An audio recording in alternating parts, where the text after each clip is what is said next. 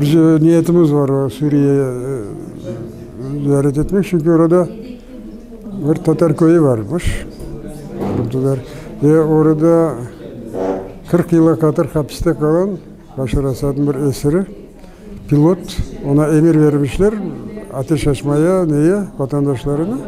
O da reddetmiş. Onun için hapse atmışlar onu. 40 yıl adam hapiste yatmış. Daha onun babası zamanında.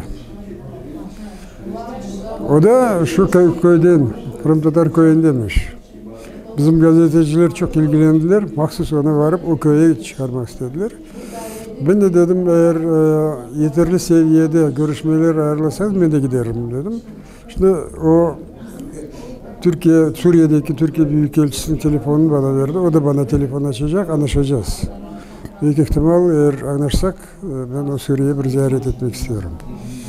Bizim için çok önemli çünkü Suriye Başar Esad zamanında daima Ukrayna'ya karşı Birleşmiş Milletler'de olsun diğer teşkilatlarda oy veriyordu. Şimdi evet durum değişti. Yeni yönetim oradaki Rus üslerini kapatıyor. Onu çok biz minnettarız bunun için. İşte onu bu konuda konuşacağız. Neler yapılması lazım.